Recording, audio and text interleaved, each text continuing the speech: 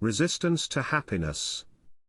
My experiences since the publication of my Philosophy of Happiness book have added perspectives on the difficulties of opening people's minds to improving their happiness. I was surprised by how few of those I informed about the book wanted to consider happiness in general and their happiness in particular. This seemed to be a different phenomenon than disapproval of my particular work. People flat out refused to engage with the subject, as if they were afraid of something or did not care about happiness at all. This did not make sense to me. Everything humans do is motivated by their hope of acquiring or preserving happiness. So everybody should have some interest in the subject. Even more perplexing was that people with a professed interest in happiness did not give my book consideration. How could this be, considering that there was a thriving industry of publications and performances about happiness? At a loss for other explanations, I began to doubt the competence of my work, if not in substance at least in presentation. However, the accumulating overwhelmingly positive ratings and informal reactions by those who actually read my book made me think there must be other reasons. As I explored the marketplace of happiness advice in more detail, I gained clarity why so many purportedly interested in improving their happiness avoided my comprehensive approach. Books and presentations on the subject regularly pandered to their targets and made improving their happiness appear simple. Many peddled spiritual mumbo-jumbo that was to somehow provide the answers people were craving. Some featured ideas that were not all wrong. However, they focused on one or a few pieces of the puzzle, overstated them, and ignored the plethora of remaining issues. Most of all, they tried to entertain, elaborately illustrating their messages with relatable stories. This made their propositions seemingly plausible. It also puffed up what could have been covered in a few minutes or pages into a show or a book. Happiness was being marketed like a fad diet. Maybe people would try some of the offered instructions and get a little happier. But chances were that, in the end, false or incomplete guidance would have them fall back and become more frustrated than before. The continual popularity and pervasiveness of inadequate offerings suggested that many people are gullible. This did not come unexpectedly because gullibility is not only visible with regard to personal development gimmicks. Throughout history, political, economic, and religious propositions have been able to bait people who are stressed by the challenges of an unconsidered, unpredictable, and acrimonious existence with unfounded promises of happiness. Countless humans do not deem themselves capable of sufficiently comprehending and managing their existence. They trust others more than themselves to find and implement answers to many questions of happiness. They want to be saved or at least instructed in how to go about it. Yet they still require a basis for their trust to which they can sufficiently relate without the complexity they loathe. Thus, many people want simple answers that they can confirm within their largely unreflected horizon. Chronic failure to deliver on promises may not keep them from placing their trust into a failing or as of yet unproven advertised cure for their pain. However, I also detected that not everybody is ready to place trust into others to divine and provide conditions of happiness, at least not to an extent that would upend their ways. Such persons may use ideas and schemes of happiness because they sanction otherwise questionable conduct. Maybe following these allows the transfer of personal responsibility for happiness. Maybe it grants people a semblance that they are working on their happiness without having to address more involved and possibly painful issues. Maybe all they want is to be able to say that they tried happiness plans but that these did not work and to then allow themselves to let go and continue in their rut. As I thought about such possibilities, the parallels with how people use physical improvement plans seemed uncanny, probably because such plans claim to support aspects of happiness. As with happiness, it is not like we don't have an idea how to achieve positive results. Just as we know that reducing food intake, making healthy choices, and exercising can benefit our physical well-being, there are widely known concepts to boost our happiness more expansively. Becoming aware of ourselves and our world, a positive attitude, and creating harmony within us and in our relationship with our environment are lead principles. Taking care of ourselves, treating others as we would want to be treated in their situation, and giving our best effort are their derivatives.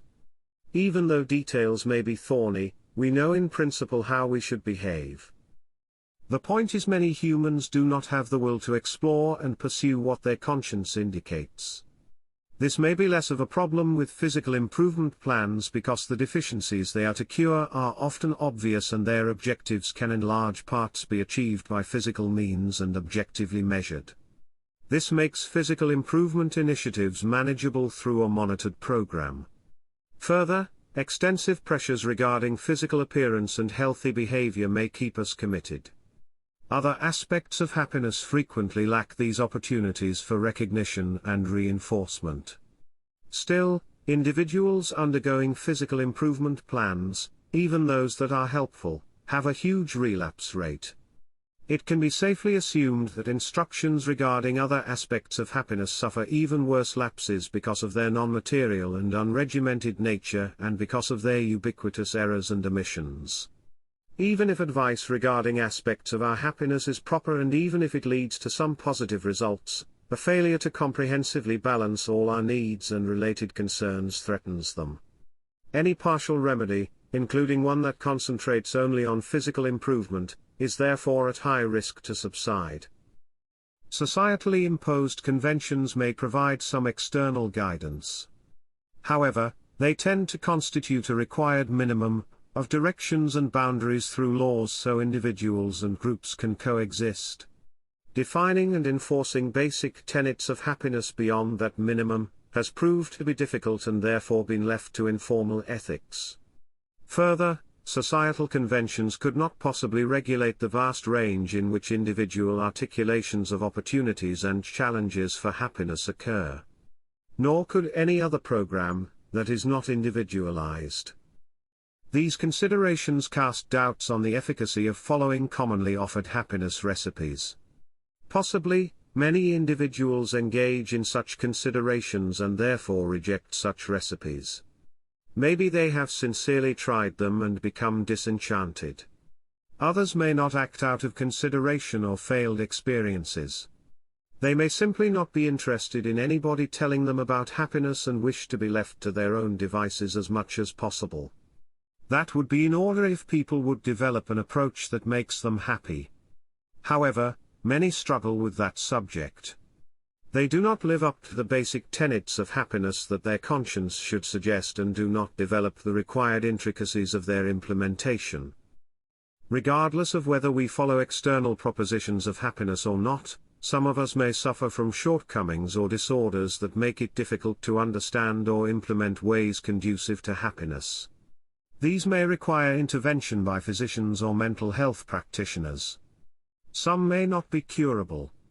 However, the people about which I am writing are supposedly normal people with the capacity to register indications of lacking happiness, and to seek out and apply remedies. Why do they reject or stop short of comprehensively exploring or taking opportunities to manage their happiness? One rather large cause seems to be a failure to educate individuals, including with regard to critical thinking, so that they could come into their own and exercise reflected sovereignty. Another is the indoctrination of individuals to dispose their views, often paired with an express or implied threat of negative consequences if deviating views are espoused or any part of the doctrine is questioned. Even where such pressures do not come to bear or do not control individuals, they may be afraid to rock the boat.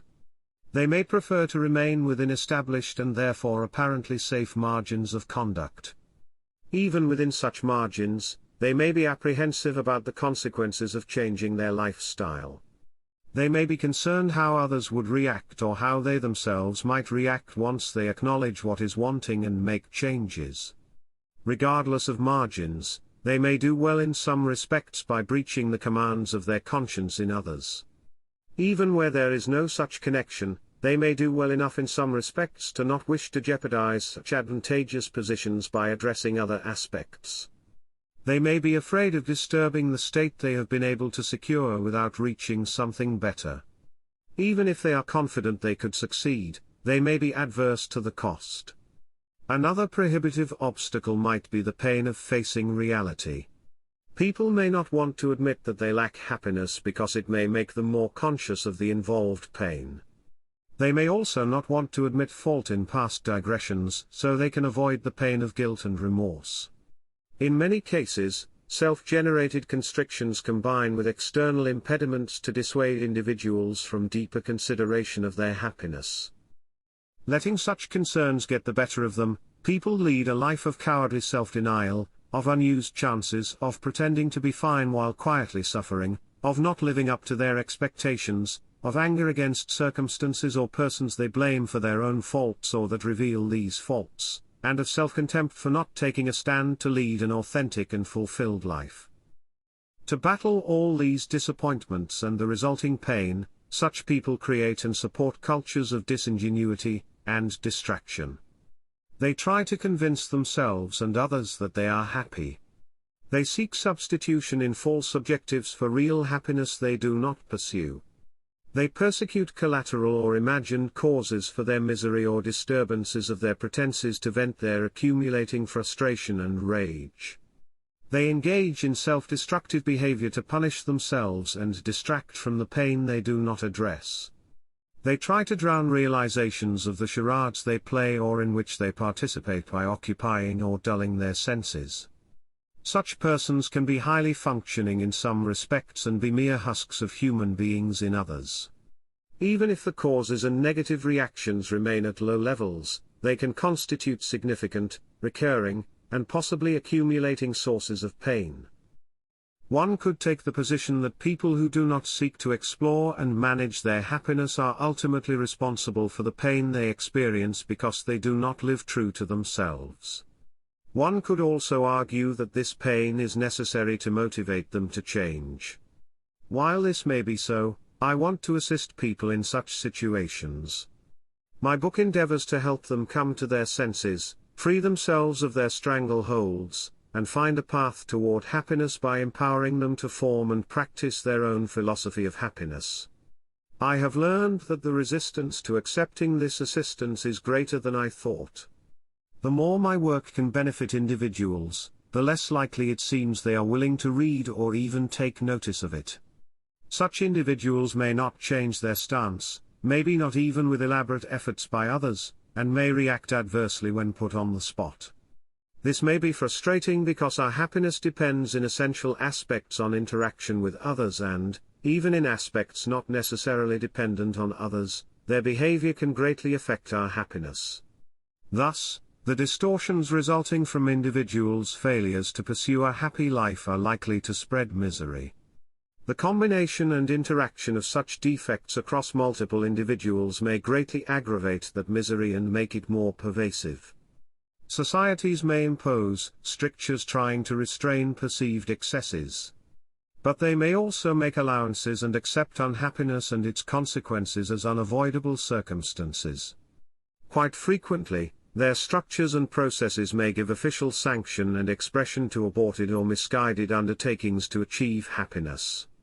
The resulting conditioning may be a societal enshrinement of defects and superficial countermeasures. Those of us who are open to considerations of happiness and want to make the best of our existence cannot be expected to put our life on hold and suffer trying to open closed individuals or waiting for them to open. Investing ourselves in the opening of others may be a part of our path to happiness. However, it may infringe on the harmony of our needs and our energy so much that we may have to free ourselves from the drag of such people and seek the company of those who share our openness. Where contact with closed individuals is unavoidable by our choice or circumstances, we can still defend and advance our philosophy and resulting way of life. My book describes modes of organization and operation that help us develop our happiness even as large portions of humanity continue in their closed ways. Our example and the setting we create may over long serve as encouragement for many to become free as well and set out to fulfill the promise of their life. Even where their minds remain closed, the world of free consideration and resulting structures and processes we create can drastically reduce their capacity to damage the happiness of those who have freed their minds and of others. Having an impact will require that many more individuals consider and subscribe to my work. I understand that to date only a tiny fraction of humankind has been introduced to my ideas, and that with time and effort this fraction will grow. Not all of us are adverse to improving our happiness. However, in spite of all advantages of modern marketing, the task of reaching such persons is enormous for just one person. I therefore ask for your help in spreading enlightenment to improve humans and humanity's existence. Please inform yourself further at https://www.philosophyofhappiness.com and let me know what you can do.